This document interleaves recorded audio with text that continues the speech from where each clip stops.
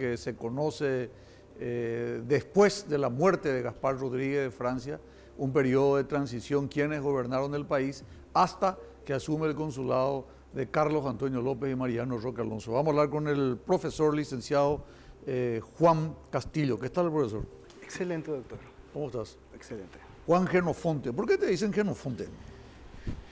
Es un seudónimo que me dieron a mí en la universidad, exactamente en la carrera de historia. Por tu conocimiento de historia, seguramente, ¿eh? Sí, fue una vez que la profesora de teoría en un grupo nos dio justo a los tres, a Genofonte, Heródoto y Tucídides. Y como éramos tres varones, Los padres de la historia. los padres de la historia, cada uno le tocó uno. Y a mí me tocó Genofonte. Y quedaste como Genofonte. Y me quedé de ese tiempo hasta hoy día como Genofonte. Muy bien. Licenciado, nos gustaría, en honor al tiempo, comenzar con nuestro programa. Todos conocen la vida solitaria, la acrisolada honestidad, el carácter autoritario que tenía Gaspar Rodríguez de Francia, pero nos gustaría sobre todo entrar en el detalle muy particular que nos interesa ahora, los últimos momentos, su enfermedad, la muerte que se produce el 20 de septiembre de 1840. ¿Puede compartir con la audiencia la última parte de la vida del prócer, del padre de la independencia, Gaspar Rodríguez? Él estaba ya muy aquejado. Técnicamente en el 16 de ese mes de septiembre que mencionaste, el doctor Estigarribia le estaba diciendo que estaba ya muy mal de salud. Juan Vicente Estigarribia. Juan Vicente Estigarribia. El doctor Juan Vicente Estigarribia le había diagnosticado que estaba ya muy deteriorado y el día 20 muere de una apoplejía. Van a durar 2 días los funerales y va a ser enterrado en la iglesia de la Encarnación, que en ese momento estaba en la zona del barranco, de lo que vendría a ser para nosotros la Chacarita, si quieres ponerse en situación. La iglesia de la Encarnación. Sí, la iglesia de la Encarnación, no la que está actualmente. No. Hay 3 iglesias. 3 iglesias. O sea, la iglesia de la Encarnación estuvo en 3 sitios, ¿verdad? Sí, señor. El segundo creo que es el que está diciendo vos, que es el barranco. Ese es el segundo, el que fue mandado a construir por Álvar Núñez. Y ese es la segunda iglesia de la Encarnación, que también es conocido como Santo Domingo, porque ahí también funcionaba el convento de los dominicos. Ah, sí. La iglesia de la Encarnación es conocida como la iglesia de los dominicos. Sí, también. Bueno, Francia tuvo antes de morir ya algunos connatos de apoplejía, pues es para que la gente entienda derrame cerebral, ¿verdad? Ya tuvo algunos indicios, ya su vida no era la vida activa que tenía. Tengo entendido que Francia muere más o menos a los 75 años más. 75 años aproximadamente, correcto. Ya era un señor mayor, ¿verdad? ¿Y cómo estaba preparada la sociedad asuncena para aceptar la muerte del dictador? Pues era un poco difícil. Muchos ya estaban acostumbrados a la figura del supremo dictador. Y había un grupo que también sí ya quería, por así decirlo, una liberación de esto. Él había dejado órdenes de que se tenía que llamar a un congreso. Se iba a formar una junta que se formó a su muerte apenas. Uno de los cuales, incluso está la figura de Policarpo Patiño en esa junta. ¿Qué fue Policarpo Patiño? Él era el secretario de Francia. Y cuando asumen la junta es un secretario y un asesor a la vez. Pero no es que se lleve muy bien con los de la Junta, además de que se tardan. El pueblo le tenía una gran antipatía. El pueblo no le tenía una gran antipatía, más que tenía una acusación, porque se le había acusado de malversación de fondos. Y por eso la Junta la arresta. Y a la Junta es arrestada el 22 de enero del año siguiente. Por lo siguiente, parte del testamento de Francia era que tenía que dársele a los soldados sus sueldos no cobrados desde que él era dictador. Francia, su salario, hay que decir, justo es reconocer, no llegaba a fin de mes y él no cobraba su honorario. Dejaba en caja. Y eso él dejó en que se le tenía que repartir a los soldados. Entonces el sargento Duré del cuartel de San Francisco hace un golpe de estado, por así decirlo. ¿Dónde estaba el cuartel de San Francisco? San Francisco viene a ser la calle México, lo que se conoce como la Casa de la Literatura, vamos a hacer, y hasta lo que sería la calle de la, no, la plaza de Uruguaya. la Plaza Uruguaya hoy en día. Y yendo un poco más hacia lo que es también el Panteón Nacional hoy en día. Eso era Desde ahí, desde la Plaza Uruguaya hasta el Panteón de los Héroes. Sí, un poco antes de llegar, una cuadra antes, corta. Todo eso era San Francisco. Todo eso era San Francisco. Anteriormente, Convento de San Francisco y Cuartel de San Francisco. Y cuartel porque era un cuartel militar, Sí, lógicamente, ¿verdad? Sí, técnicamente, Y Duré era uno de los más antiguos. Duré era un sargento antiguo, sí. Bueno, entonces, muere Francia, él deja un testamento seguramente escrito de que sus bienes se le entrega a los soldados. Más Los llamar al soldados Congreso. reclaman eso a Policarpo Cañete, Patiño, perdón, Policarpo Patiño. Vamos a hablar enseguida de Cañete. Y Policarpo Patiño se hace del desentendido, motivo por el cual es dimitido un merecido descanso. Sí, o sea, automerecido descanso él, según se dice también, porque dicen que se ahorcó en la celda para no llegar a ser ajusticiado, porque en ese tiempo se pagaba. ¿Pero se ahorcó él o le ahorcaron? Y unos dicen que se ahorcó él, porque él no quería llegar al patíbulo. Es lo que se dice. Bueno, Policarpo Patiño, que era el secretario privado, el que estaba todo el día con Francia, sabía todo su secreto. Sabía todo. Juan Vicente Estigarribia y Policarpo Patiño eran los que estaban más cerca del dictador. Los más cercanos, exactamente. Uno por médico y el otro por ser su secretario. Inclusive ese secretario que mencionamos es que quería asumir, según se dice también, como nuevo gobernante del Paraguay. ¿Vos sabías que Juan Vicente Estigarribia fue el abuelo de José Félix Estigarribia? Inclusive tiene un diccionario y unos libros escritos que están en el ANA, que porque él tiene un sobre hierbas y medicina. Él era un médico ñañá, ¿cómo que se dice médico ñaé se dice, verdad? ¿Cómo se le dice? Médico ñañá. Médico ñaná. Médico ñaná. No era un médico así recibido en el extranjero, ¿verdad? No, era uno que se hizo acá con lo que conocían los guaraníes y lo poco que se sabía también que se trajo. Pero tenía experiencia. Tenía experiencia. Vamos a hablar después porque es muy importante por la época en que estamos viviendo. Muere Francia. ¿Dónde se le entierra? La Encarnación. Ahí en la parte de la iglesia de la Encarnación, que está en la parte baja, lo que es Chacarita actualmente, sí, ¿verdad? Sí, en el barranco de la Chacarita. Y siguiendo la costumbre de la época, al ser una persona prominente, es enterrado en lo que viene a ser para nosotros el altar. Eso era la costumbre de la época, no importa que no fuera religioso. Él era religioso. No, pero fue un apóstata. Él casi renunció a su religión. No. Francia no ejerció... Hay que hacer una explicación ahí. Explica un poco.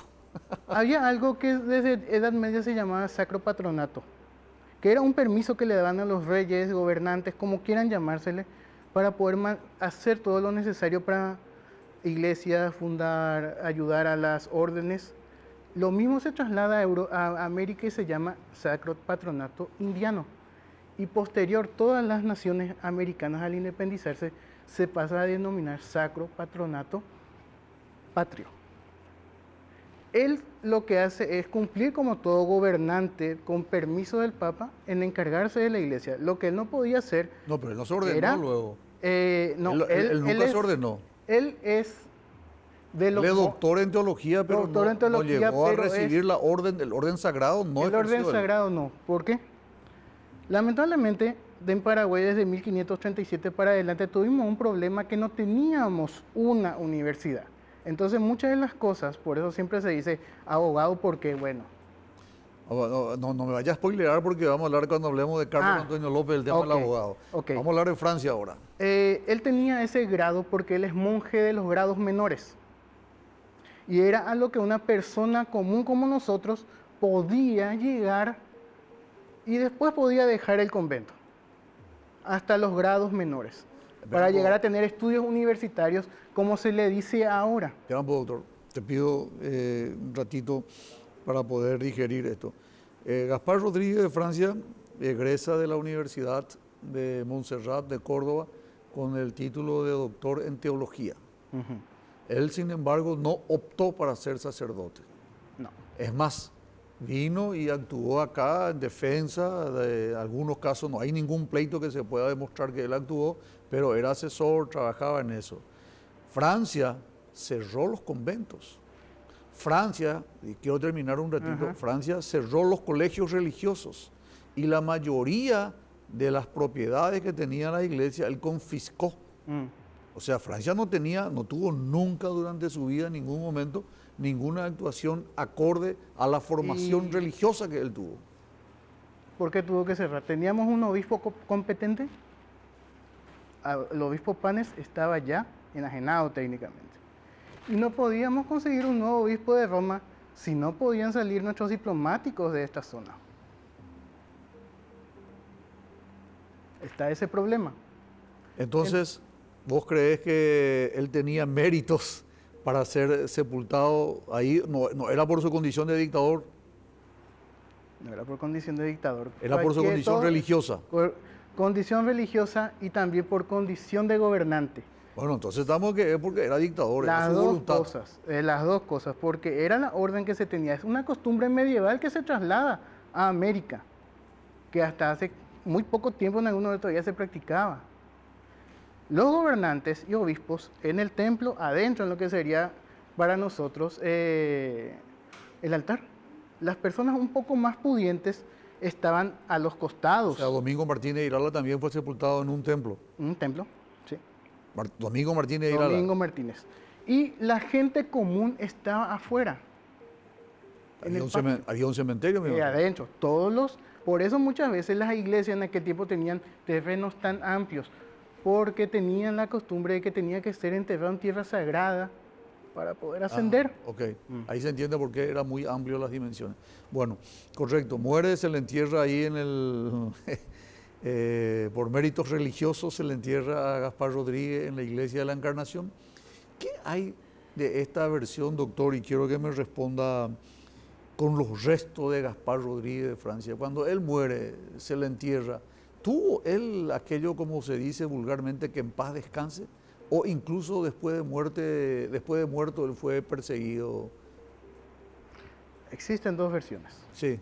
Una es que la familia Machain tira sus restos al río, porque él los había expulsado en su tiempo de dictador. Y la otra es que cuando los aliados toman Asunción, entran en la Iglesia de la Encarnación y la rapiñan, la roban completamente y también violan todo el Camposanto. Cuando llegaron los brasileros, ¿ya era la Encarnación la segunda o era la tercera ya? La segunda. La segunda. La segunda. La segunda va a seguir en función hasta 1889, donde se quema completamente como en la imagen que está ahí atrás. 1889. ¿Qué es esa imagen? Mostrarnos, por favor. Esa es la imagen de la Iglesia de la Encarnación después de que se quemó dicen que por un descuido, una vela que encendió la zona, porque ese tipo de construcción no era piedra, era técnicamente lo que conocemos como estuco, un sistema español para construir su casa. ¿Qué es estuco? Técnicamente pone como si fuesen grandes bloques de barro y algunas veces piedra, especialmente en la zona donde tendría que estar las ventanas y las puertas, pero lo demás era barro con tacuarilla en nuestro caso. Okay. Y los cuales era rellenado con tierra. Una especie de adobe, casi adobe, algo de adobe, pero el adobe es más es más barro. No, el adobe en este caso es un ladrillo mezclado de barro y lo que vendría a ser ramilla o pasto. En este caso es mucha tierra que puede ser fina y gruesa, apisonada completamente con varillas de tacuara. Y de igual, como ponemos ahora mismo las varillas de metal. Bueno, entonces los restos de Gaspar Rodríguez de Francia desaparecen. Desaparecen. Nunca más se supo dónde estaba. Hasta hoy día. Hasta hoy día no se sabe con exactitud dónde Vos, está. con el rigor que te caracteriza la docencia de la historia, ¿tenés documentos, pruebas de una u otra versión? Es solamente lo que algunos autores pueden decir. O sea, nadie se anima a afirmar. Nadie se anima a afirmar si fueron los Machain, si fueron los brasileños, con papel de por medio. No hay pruebas. No hay una prueba. Solamente el cuerpo no ha aparecido hasta hoy día. Solamente se dice, en el río está. Que ambos grupos lo mandaron al río y listo. Es lo único que se dice. Listo. Bueno, profe, vamos a unos consejos comerciales a la vuelta. ¿Qué sucede después de la muerte? Muere Gaspar Rodríguez de Francia, se respeta su voluntad, se llama al Congreso, no se hace el Congreso. ¿En qué consistió el triunvirato? ¿Qué pasó con el consulado? Seguimos nosotros con pequeños consejos comerciales y a la vuelta retornamos con el licenciado Juan Castillo.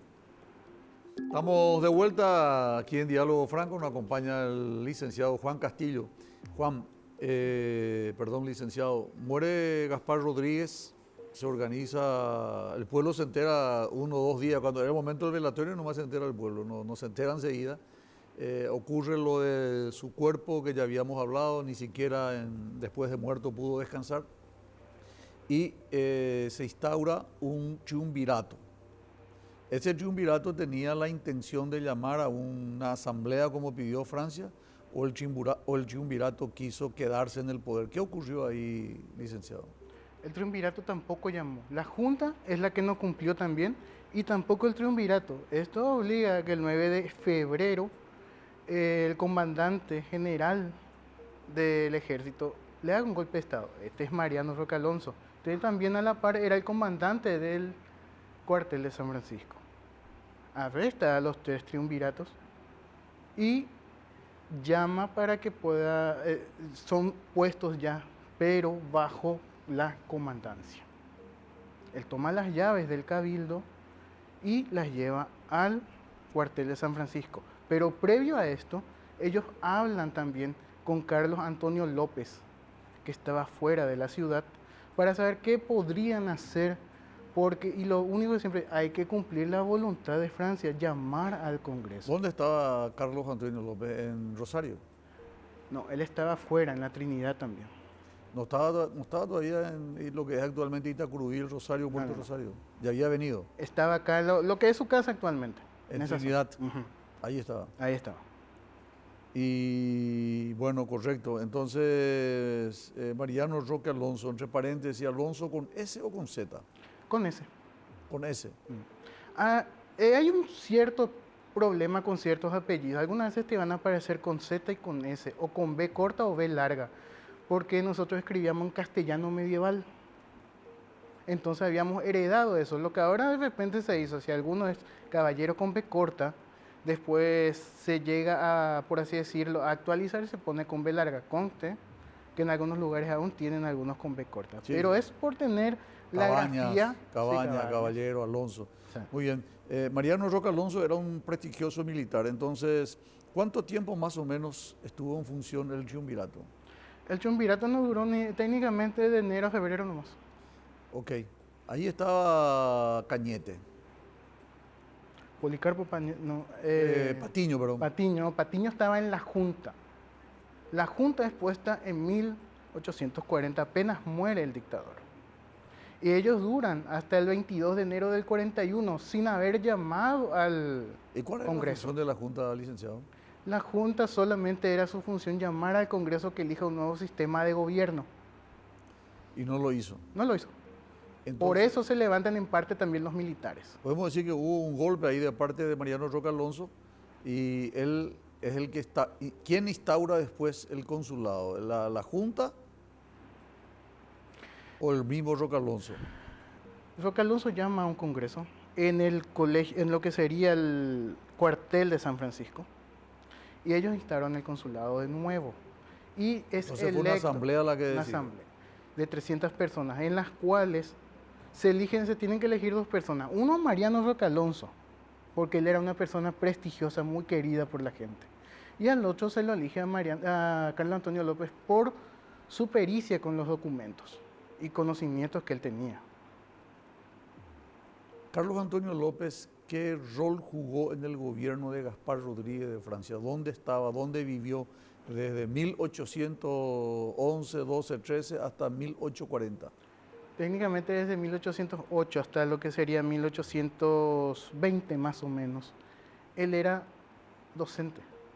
Después de eso, él se retira a su casa, que es actualmente, aunque algunos dicen que se retira a Rosario, pero...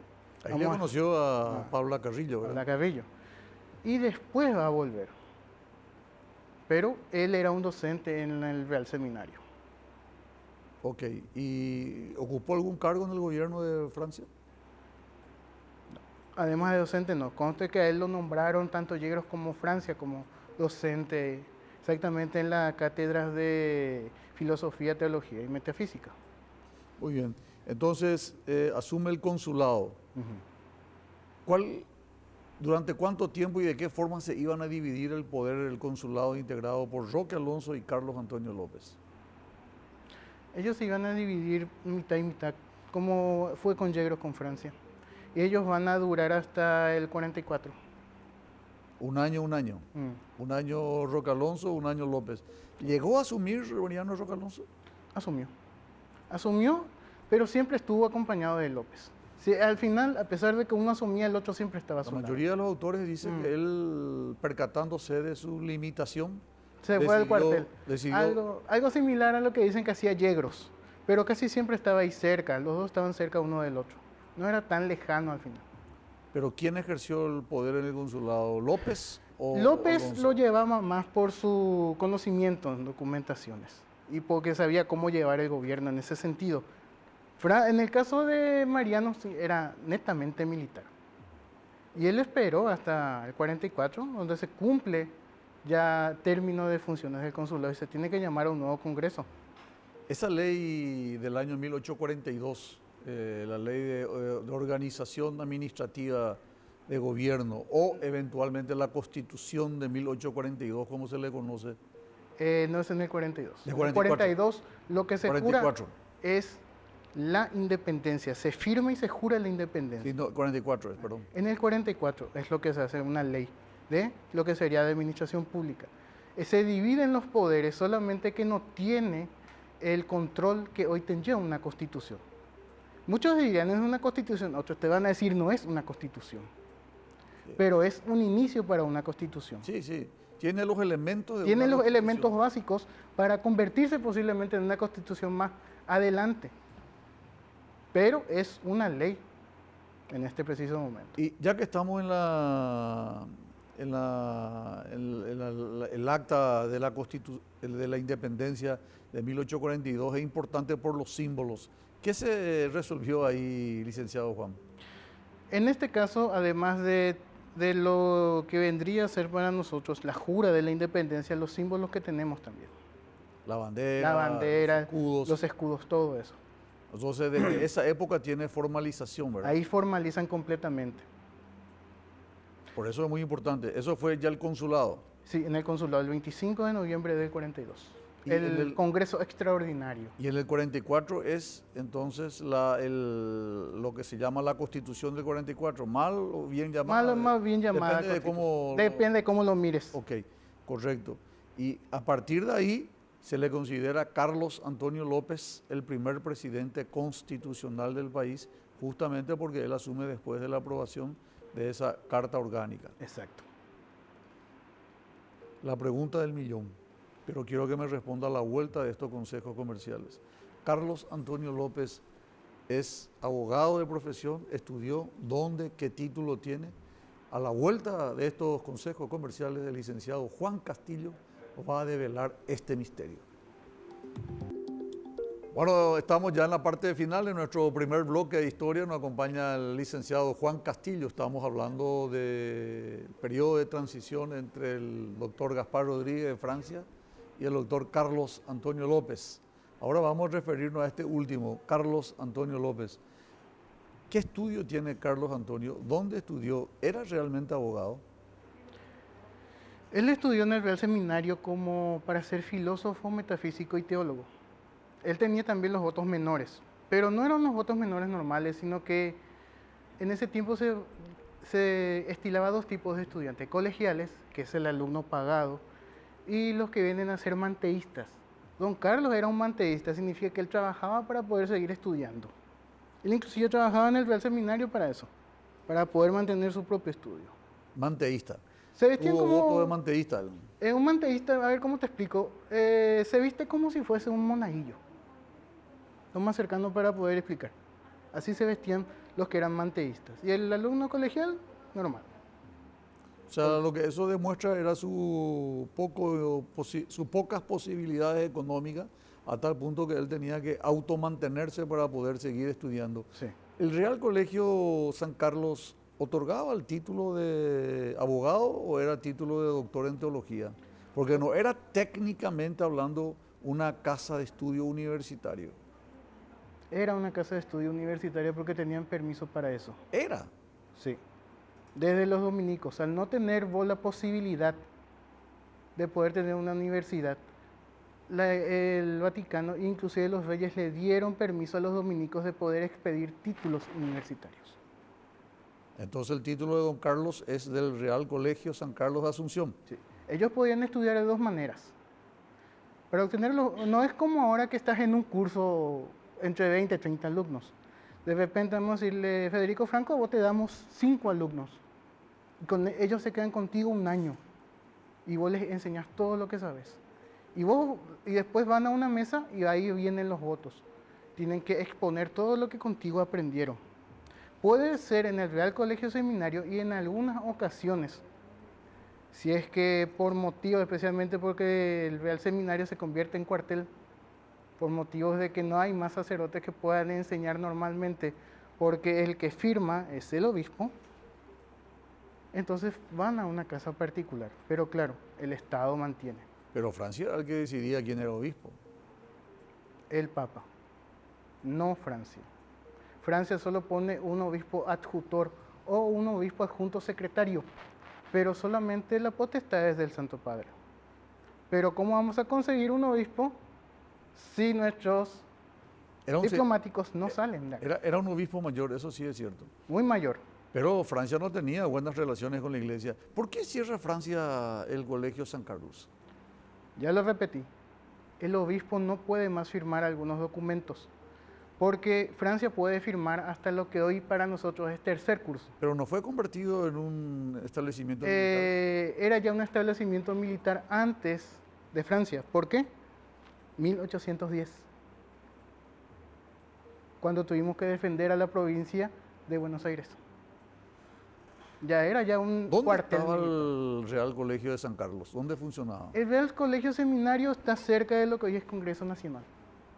No es dentro del mismo predio del colegio, del Congreso. Y ponele ahí, porque hay una parte que todavía queda del Real Seminario. Está ahí al costado. ¿Cuál es? Vendría a ser ese costado la parte más antigua. Lo demás ya está demolido. Hay una parte que es antigua. Y esa era entonces la casa de los jesuitas. Sí, esa era La casa de los jesuitas. también. El colegio de los jesuitas quedó transformado en el Real Colegio de San Carlos. También. Ok. Porque era el único edificio que existía. Bueno. Entonces, Carlos Antonio, ¿en qué año más o menos obtiene, o sea, él tuvo que votar, la gente votó para que él sea, él necesariamente tuvo que acceder a los votos como manteísta para poder acceder Como al... manteísta, no. Un manteísta él puede ingresar, dice, ¿cómo podés mantenerte? O te paga alguien o vos te mantienes. Él entra como manteísta. Los votos son cuando vas a pasar de grado o curso. Y él obtuvo el título de Primeramente obtuvo el título de teólogo y metafísico. teólogo y metafísico. Del cual también él enseña, porque hay una parte en física, también en filosofía que es artes. Entonces él enseña también. Pero al no también le dieron la opción de poder ser sacerdote, pero él no sigue la carrera sacerdotal, ya que era un manteísta de paso, obtiene los votos menores, como lo hace alguna vez su tío Francia. Entonces él deja y estudia privadamente Derecho, el cual tienen que hacer lo mismo los profesores también. ¿Y el quién mismo fue, sistema. quién fue su profesor acá en Derecho? Él estudió en la casa del profesor Trejo. Trejo, Trejo. pariente de Sanabria y Trejo, Él estudió ahí. pariente de Hernando Arias de Saavedra. ¿Eh? Ahí lo dijiste. Pues estamos hablando de 1600, Después de estamos esto, hablando de 1800, 200 años después casi. después de esto, él no ejerce tampoco como abogado, como por así decirlo. Él más bien dicho enseña. Enseña. No hay una constancia que él llegó a ser abogado, por así decirlo. No se le conoce trabajó. ningún pleito. No se le ningún conoce trabajo. pleito. No como en el caso de Francia que tiene algunos, pero él no se le conoce. Pero sí se le conoce que vuelve a enseñar, porque él ahí enseña todo lo que sería derecho y parte de ciencias sociales. Pero más de eso no se sabe. Una pregunta de rigor. Francia, ¿pudo haberle visualizado a Carlos Antonio López? Aquellos que creen que Francia le preparó a Carlos Antonio para su sucesor, ¿eso es más mito o puede estar cerca de la realidad? Mito, un mito. ¿Tenían relación Francia con Carlos Antonio? Era su tío. El tío. Francia era el tío de López. ¿Por dónde? Según sé, él es del lado materno, pero no es que tenía muy buenas relaciones en doña el buen Petrona. sentido de la palabra, porque él tenía algunas ideas diferentes a Francia y por eso no se llevaban. Pero tío, Carlos, Gaspar Rodríguez es tío de Carlos Antonio. Y si es por eso varios en ese tiempo eran parientes Sí, técnicamente. no sorprende porque son pequeños, pero la mamá, el papá era, algunos dicen, el papá era brasilero.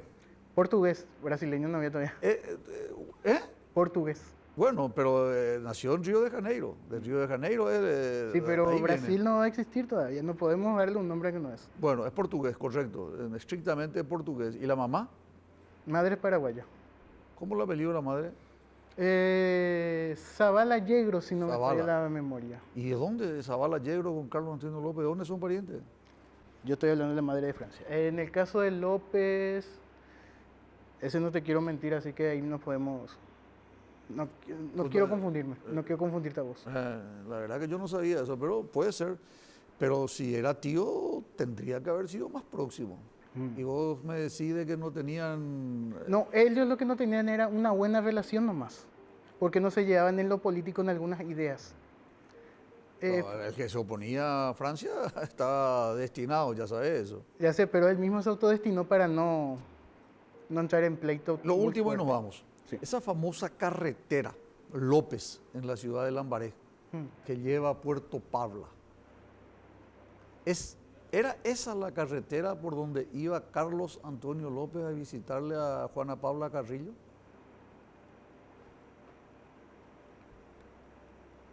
Sí, por ese lado se iba. Carretera López. Hasta ahora se llama Carretera Sí, hasta López, ahora se nunca se sigue le cambió. llamando, Y sí. va a Puerto Paula. Bueno, algo que no te haya preguntado y que quiera compartir, licenciado Juan. A ver, ¿Qué querrías compartir?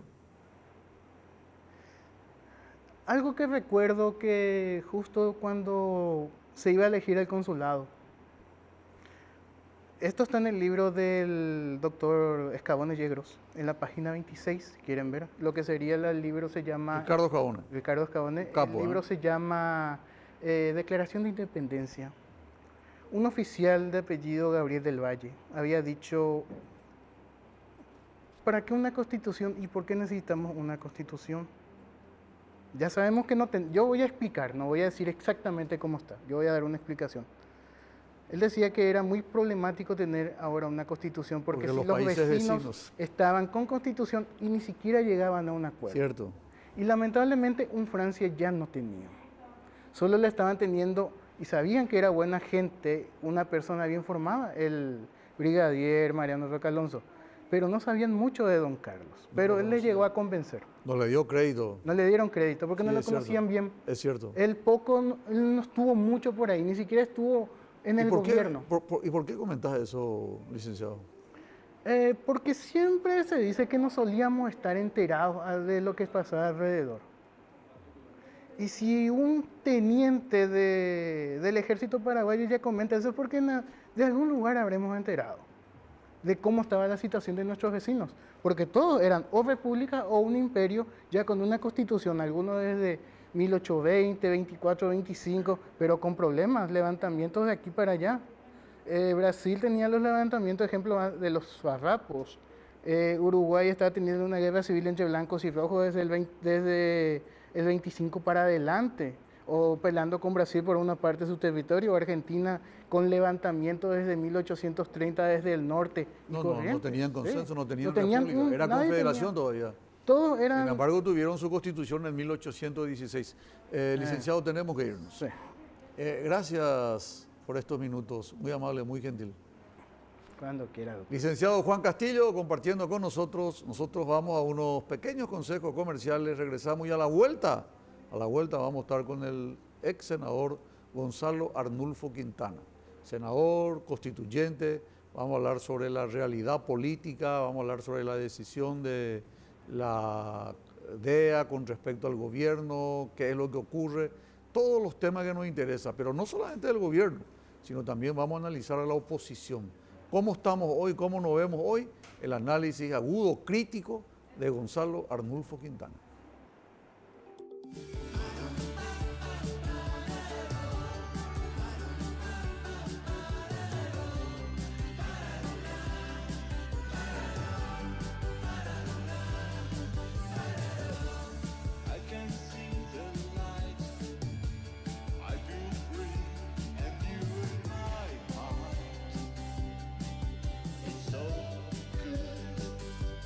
Para vos, Gonzalo, y para la mamá. Todo mérito de él. Sí, sí. Muchas felicidades. Ahí está la foto de nuestro flamante colega. Éxito, Gonzalo. Ahí Felicitaciones. Está con Ani. Sí, gracias por la foto. Es muy emocionante, muy emocionante. Sí, tener un hijo profesional y sobre todo médico. Sobre todo sabiendo lo que significa. Ustedes tienen que estar medio locos para estudiar medicina, sinceramente. Es una época muy linda, la más linda de mi vida, la vida de médico. Gonzalo, ¿sos miembro del CODENA, Consejo de Defensa Nacional? No. Asesor. Vamos, mira, me encanta que empieces así porque hay mucha información incorrecta. El CODENA es el Consejo de Defensa Nacional. Sí. Y fue creada antes de la Guerra del Chaco y de cara a la Guerra del Chaco. Se creó por ley. Y el momento cumbre de CODENA como institución es que ahí surgió la Guerra del Chaco. Los planes para la Guerra Claro. del Chaco y las recomendaciones para el equipamiento, entre ellas la compra de los dos, las dos fragatas de las cañoneras. Entonces, esa ley lo que establece, los miembros del CODENA son el presidente de la República que preside. Sí. Acá hay un error, estoy leyendo y escuchando, el jefe de CODENA y le pone al almirante Sibard es secretario. Él es el secretario permanente del Consejo. Sí. El jefe, el presidente del Consejo es el presidente de la República. Está el comandante de la Fuerza Armada, el jefe de Estado Mayor, ministro de Relaciones Exteriores, ministro del Interior, comandante de la Policía. Es el jefe de la Fuerza Militar, el jefe del Estado Mayor Conjunto. Estado Mayor Conjunto, el ministro de Relaciones Exteriores, el ministro del Interior. Ministro de Defensa. El ministro de Defensa. Y ahora se incorporó, no sé cómo lo van a hacer, el ministro secretario de Inteligencia, que naturalmente tiene que estar ahí. Ahora escuché, leí que se va a proponer la incorporación del ministro, con rango de ministro del secretario de la Senat. También. Eso es lo que esta tarde se anunció. Pero sin ley, tiene que hacerse una ley para eso. Van ¿Cuál es tu cargo ahí dentro del CODENA? ¿Vos sos asesor? No, yo soy director de Asuntos Políticos de la Secretaría Permanente. Es decir, mi jefe es el almirante Sibard. Yo no tengo vínculo directo con el Consejo de Defensa. Ok, yo entendí, sí, un error. En la Secretaría Permanente, a cargo del almirante Sibard Benítez, estamos 10 directores generales, 5 civiles y 5 militares. Ahí se analizan los temas que el presidente pide que se analice o aquellos temas que a nosotros nos consideramos necesario que hacemos. Pero el vínculo con CODENA es a través del secretario permanente. Es decir, nosotros no participamos. Vos sos asesor del secretario permanente de la CODENA. Director de Asuntos Políticos. Sí. Correcto. Gonzalo, la parte práctica. Se hace el anuncio el ministro Riera con el ministro Jalil Rashid y dicen de que le agradece a la DEA por todos los servicios prestados, hace una un análisis cronológico de las firmas de convenio y finalmente dice como que no existe nada previsto respecto a cómo se van a terminar las funciones. Nosotros decidimos cerrar el capítulo SIU-Senat y en el mismo tiempo la posta agarra al ministro del Interior y dice nosotros vamos a llevar esto. El presidente de la República hoy en una conferencia de prensa lo que dijo básicamente es reconocer esto. ¿Por qué desde el punto de vista estratégico, qué le convendría al Paraguay para que la SIU-Senat desaparezca y vaya a convertirse en SIU-Policía? Bueno, a ver, yo tengo la misma información que vos porque son informaciones publicadas. El tema, este episodio con el Senat, nosotros no trabajamos, yo no trabajé como miembro de la Secretaría Permanente. Ahora, tengo entendido que ese tema no se trató en el Consejo, por la forma en que se expuso cronológicamente qué es lo que pasó. Un diario de los Estados Unidos, el Washington Post, publica de que el Paraguay cancela un convenio con la DEA de los Estados Unidos. Sí. La primera reacción fue negar que exista esa comunicación. Luego, no estando el presidente del CODENA, estaba de viaje el presidente, el secretario de la Senat dice que efectivamente y que ellos, que está con conocimiento del presidente, se redactó esa nota donde se decía que el convenio quedaba cancelado básicamente. En la primera reacción sí aparecen algunos miembros del CODENA, otros no miembros del CODENA como el secretario del MITIC, y habla el ministro del Interior. No puedo decir si se reunió CODENA y evaluó o fue una instrucción muy directa y él expuso las razones. Posterior a eso, lo que hay, es decir, no posterior, sino es lo que hay para que la ciudadanía entienda qué está pasando, hoy lo expresó el almirante Cibar Benítez, el convenio establecía que para cancelar ese convenio había que, como cualquier otro contrato, establece cómo se maneja la cancelación. Escuché que dijo el almirante, yo no conozco el convenio. El almirante dijo que había que anunciar con 3 meses, 90 días de anticipación.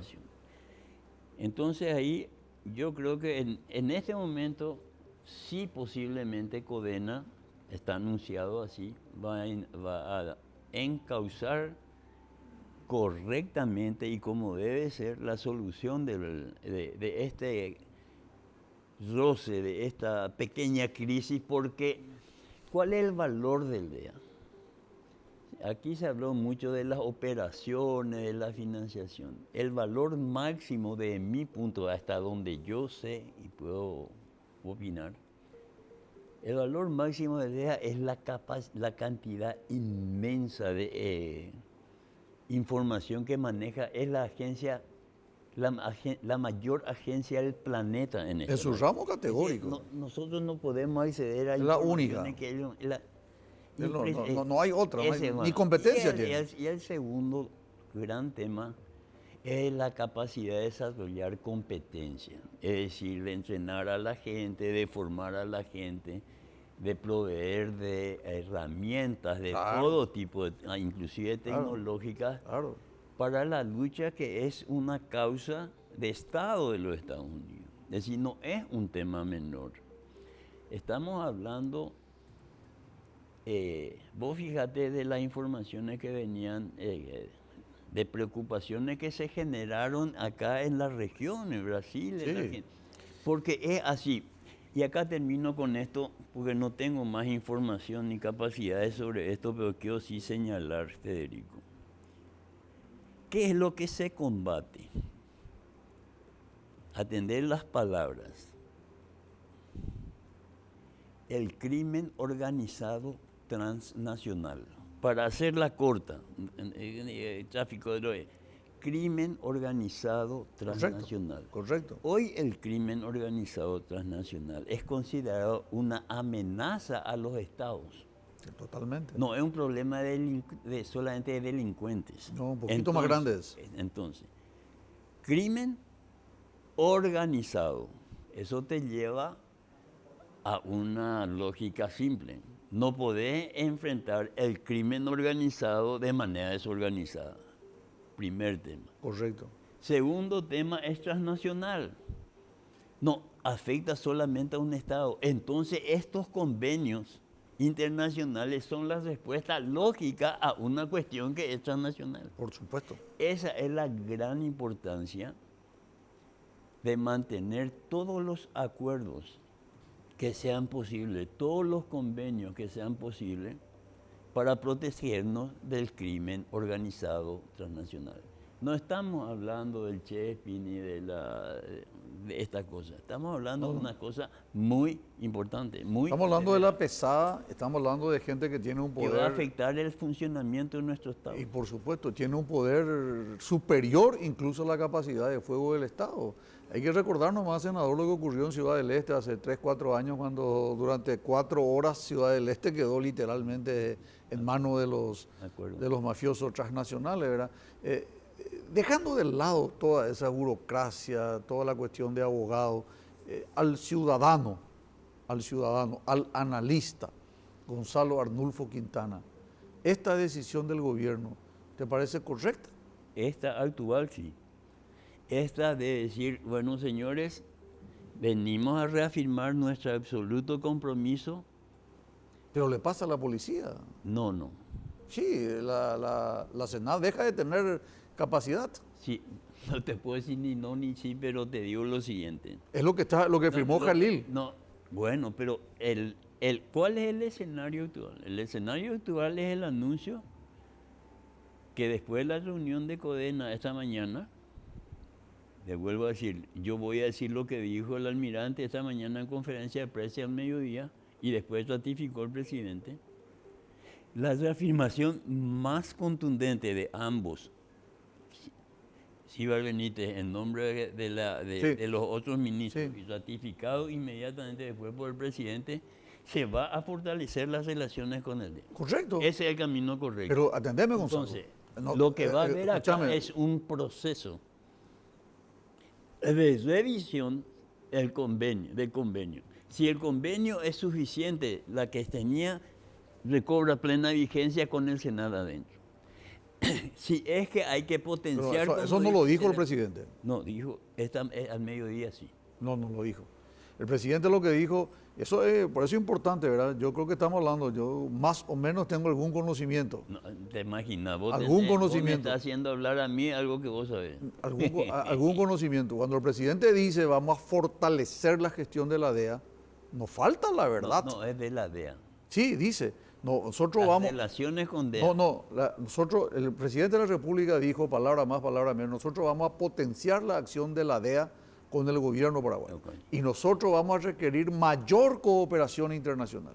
Yo no le escuché a Santiago Peña Palacios decir, la DEA va a volver a trabajar para tener el ISU Senat independiente del ISU Policía, sino que lo que va a ocurrir es que el ISU, Servicio de Inteligencia Sensible de la Policía, va a trabajar y la Senat va a quedar desprotegido. Es lo que firmó Jalil Rashid y lo que el presidente ratificó. Entonces el presidente Peña Palacios Yo no entendí así. Bueno, vamos a ver qué pasa.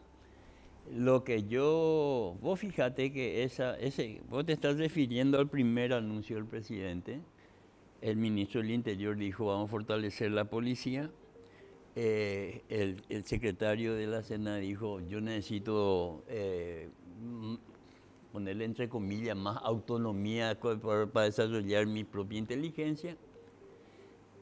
Pero lo que hoy, el mensaje para mí puede ser que esté interpretando mal o escuché mal, es que van a revisar el convenio para fortalecer la línea que estableció el convenio que está vigente y que supuestamente fue denunciado antes. Entonces, Pero si yo eso, creo que tenemos pero que si- esperar. senador, Sí. con todo respeto, si eso es así, inmediatamente tiene que ser dimitido o merecido descanso el ministro del Interior, el ministro de Defensa, el ministro de la Senada. ¿Cómo van a hacer el papelón de firmar un acuerdo que ahora se va a revisar si dice No, lo que es dice? que el acuerdo no firmaron ellos. Ellos firmaron, No. hicieron una conferencia de prensa. Ellos hicieron una conferencia de prensa sobre la nota Sí, que fue publicada por el Washington Post y reconocida por Senat. sí. Y Senat Y el que firma la lista, el que firma por Senat es Khalil Rashid. Lo que dijo Senat es que el presidente estaba al tanto de eso. Sí, Pero el convenio firmado en su momento, creo que por el presidente Carter, si claro, mal el último recuerdo, presidente fue Cartes. firmado por el presidente, un convenio no puede ser anulado por un secretario. Entonces, Elemental. claro, Y el vicepresidente que tenía que haber estado ahí no estuvo presente tampoco. Entonces, bueno, pero esos son. Yo lo que a mí me parece, si hubo algún error, acá el primero es control de daño. ¿Cuál es el daño que tenemos que evitar? Que se dañen las relaciones con la DEA y con Claro. el gobierno. Eso es lo que tenemos que focalizarnos. Entonces, hoy hay un proceso. Lo que tenemos que evitar es que el narcotráfico juegue como Juan en su casa en el Paraguay por ausencia de la DEA. Correcto, ese es un muy buen discurso. Lo que yo ahora tengo que esperar como ciudadano y eventualmente como parte de mis funciones es a ver en qué consiste, porque acá claramente lo que está planteado es retomar unas relaciones Sí, y se habló de potenciar y agregar cosas. Eso es lo que dijo el presidente. Sí, así Entonces, eso te indica que hay un proceso de negociación. yo no entiendo así, pero no importa. Yo Yo, ya dije lo que yo entiendo y no vale la pena No, repetirlo. yo creo que hay un proceso de Ojalá, negociación ojalá. y que cuando concluya eso vamos a ver si es el mismo convenio o un convenio con adendas, con nuevos acuerdos, etc. Vamos a ver, ojalá. Yo creo, lo que a mí me sirve es que tanto los miembros del CODENA, los miembros natos del CODENA establecieron la ley y su presidente, el presidente de la República, afirmaron que esa relación se va a mantener y más sólidamente. Eso, desde el punto de vista del país, eso es lo que a mí me importa. Sí. Ahora, después, quién metió la pata, quién no metió la pata, eso vos manejás mejor, que fuiste presidente, a lo mejor nombraste y destituiste a alguno. Yo eso ya no me meto. Bueno, vamos a unos consejos comerciales y regresamos inmediatamente con más Gonzalo Quintana. Gonzalo Quintana, lástima que lo que se dice en el corte no aparece porque si no ya se hubiera hecho todo el programa. Senador, para redondear, aparentemente lo que se transmitió a los medios es una cosa, pero hay algunos indicios de que esto podría solucionarse bien así literalmente, volviendo la DEA a trabajar con la Senat. Yo supongo que sí. Yo no puedo pues, darte una información ni menos a la gente si yo no estoy en el tema ni manejo. Lo que yo interpreto es que hay un proceso Sí. iniciado, anunciado, que tiene como base que DEA se va a mantener y se va a potenciar su presencia en el Paraguay. Eso es lo que a mí me importa. Porque es un aporte demasiado, Valioso. yo te diría, si me permitís, una exageración, faltándole tal vez a rigor al tema. Yo te diría imprescindible. Correcto. Entonces, esto, con la reunión de CODENA, bajo la presidencia de su presidente de hoy, de esta mañana, que se produjo después de la declaración del mediodía del almirante Ciudad Benítez, claramente se anuncia un proceso. Entonces, lo que tenemos que ver, para ver, igual que el Tratado de Itaipú, ponerle vamos a ver qué es lo que concluye. Pero el anuncio clarísimo es que la DEA para el gobierno paraguayo debe permanecer dentro de lo convenido hasta ahora, porque entre líneas hay un reconocimiento que no se puede denunciar unilateralmente y por eso se anunció todo lo que se anunció. Claro. Entonces, la lógica te lleva a suponer de que hay un convenio, van a revisar ese convenio y de común acuerdo van a establecer Sí, lo que va a pasar. yo trato de ser, tal vez mi profesión de médico me obliga a mí a ser más pragmático. Sí. Si se llega a esa situación y el presidente rectifica lo actuado por sus ministros el sábado antes último pasado, creo que nos va a traer a todos una gran tranquilidad y ahí se va a demostrar la gran, diríamos, inexperiencia que hubo en el manejo de esta comunicación, Puede ser una conclusión. porque se manejó muy mal. Sí, eso no puedo discutir. Ni tengo intención, ni ganas, ni motivo para hacer eso.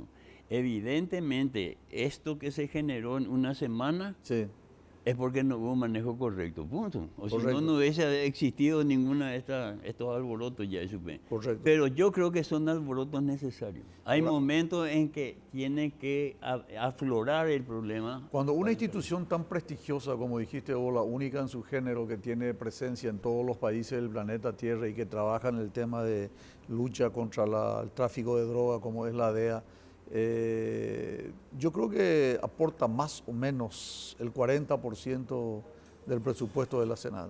Se encargan del equipamiento, se encargan de la comunicación, se encargan de la triangulación de llamadas, el tema de la desencriptación de los mensajes de mail, de WhatsApp.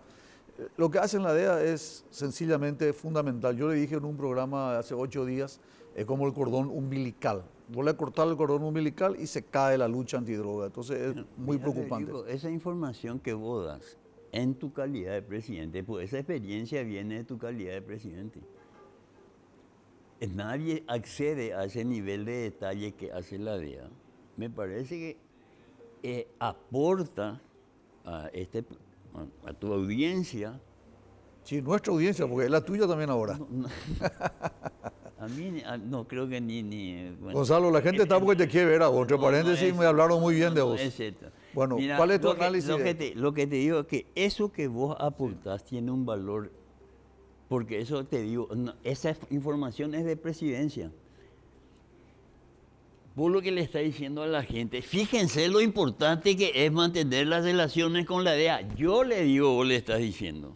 Y yo creo que esa es la línea en que a los paraguayos en general, no importa de quién le simpatiza, a qué partido pertenece, como nación, nosotros, vuelvo a repetir, voy a reiterar el concepto, más todavía después de escucharte, es imprescindible un convenio Claro, con la DEA. totalmente. Entonces, Totalmente. Yo me hago responsable. No, por eso, Absolutamente. a partir de ahí, yo supongo, porque no era el tema que a mí además porque no manejo los detalles, pero yo te iba a decir, a mí cuando dicen que, porque esa es la crítica que a mí me parece que hay que hacerla. Cuando a mí me dice que la cancelación de la DEA, del convenio con la DEA, es para fortalecer la policía, es un proyecto de fortalecimiento de la policía. Dije, va a debilitar el DEA para fortalecer algo. Le escucho al comandante de la policía y dice, no, nosotros no tenemos ningún plan de fortalecimiento. No. Entonces te digo así, yo por eso te digo, esa crítica de que no hubo un manejo adecuado es absolutamente cierta la crítica. Totalmente. Ahora, repito, yo tengo la parte esencial, yo siempre trato de hacer análisis. ¿Cuál es la esencia de esto? ¿Y cuál es la circunstancia? La esencia de lo que estamos hablando, Federico, es que nosotros tenemos que fortalecer las relaciones con la DEA y con cualquier otro organismo que de hecho existe convenio porque estamos, repito, enfrentando un problema transnacional. Sí. Necesitamos de la cooperación, de los acuerdos. Acicateado por la hidrovía, por los aviones, por el corredor exacto, bioceánico. esa es la esencia. Claro. Tenemos una circunstancia que se produce, que es una crisis, y coincido contigo porque no hubo un buen manejo. Entonces, resuelto este problema en la circunstancia, volvamos a la esencia y potenciemos eso. Ese es mi criterio. ¿Está bien? Si se va a potenciar, Vamos a la DEA, saber cuando salga la decisión. Esto es lo que acordamos con la DEA. pero es importante también porque la gente nos ve y la gente sabe. Yo no soy, Gonzalo, como vos sabés, periodista. Yo soy un diletante de la comunicación. No, yo estoy formado como No, médico. mira que, sí, cuando visto tú, sí, estuve presente ahí sentado cuando hacía la entrevista al doctor en historia. Tu pregunta no era nada diletante, preciso, así, bam, bam, bam. Gonzalo, mira, yo no soy periodista, vos tenés una esposa que es periodista, yo hago esto por cosas de la vida, ¿verdad? Yo repito, yo soy médico, soy político de profesión, no soy comunicador. Entonces, lo que yo te digo tiene el siguiente elemento a favor. Este tema de la DEA, si el presidente de la República, Santiago Peña Palacios, dice: voy a fortalecer la DEA y vamos a trabajar con la CIU-SENAT, para mí el mensaje es claro. Si el mensaje es: voy a fortalecer a la DEA, le voy a dar más funciones y va a trabajar con la CIU-Policía, yo no le creo absolutamente. Ok. Perfectamente comprensible. Porque vos dijiste, yo no soy médico, no sé si fue en el corte o lo que sea, pero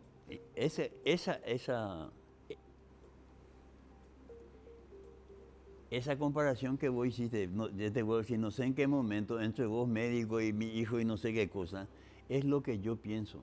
Sí, acá te dije. Es decir, entonces, ¿Para qué le llamas a la DEA? Para que te haga un trabajo, escúchame, si le vas a dejar a limpiar el piso. ¿sabes cómo yo internalicé eso? Sí. Yo tengo un médico especialista en lo que sea, no sé, un especialista en el corazón, por decirlo así, Sí. lo más fácil. Un tipo que se pasó la vida estudiando el corazón en detalle, es un médico reconocido Claro. mundialmente, un especialista en serio. Claro. Y le digo, para fortalecer el área de cardiología, le decía a que se vaya a cuidar traumatología y Sí. le traigo un Brillante.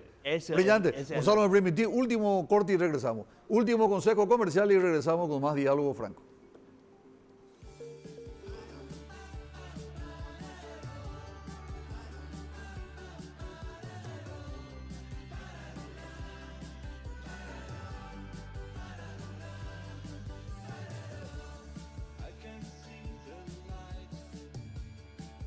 Gonzalo tenía 2 o 3 temas todavía en la agenda, pero infelizmente se nos fue.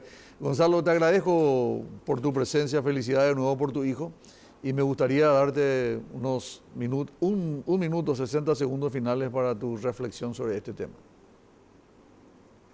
Este tema es parte de un conjunto de cosas que tenemos que resolver. La solución definitivamente es apostar a las cosas bien hechas para recuperar la confianza de que somos capaces de resolver con seriedad los problemas. Primer tema. Y ahí tenemos todos los paraguayos algo que contribuir. En segundo lugar, y vinculado a esto, tenemos que reconocer que hay un tema central advertido por todos y no reconocido por algunos. Problema de fondo para el famoso fortalecimiento institucional es la corrupción. La corrupción justamente porque corrompe, no permite consolidar las instituciones que necesitamos para generar mejores oportunidades. Así que la confianza se va a recuperar cuando tratemos los problemas con seriedad y las respuestas sean correctas. Gracias, senador. El compromiso nuestro tiene que decir que tratemos de controlar la construcción. Senador, muchas gracias. Feliz Navidad, mejor año Igualmente, nuevo. a toda la Nosotros nos vamos, regresamos, si Dios permite, el próximo lunes con más Diálogo Franco. Gracias a la audiencia por la preferencia. Diálogo Franco fue presentado por Diesa, Aseguradora del Este, Indega, Cooperativa Chortizer, Energía Alternativa, Panchita G, Cooperativa Multiactiva Neuland, Servicios Médicos Migone, Fundación Paraguaya, Urba Inmobiliaria, Tadora Roma S.A., Solución Logística, Fibra y Arte, Guayaquil S.A., Lauda y Cuatía Sasi.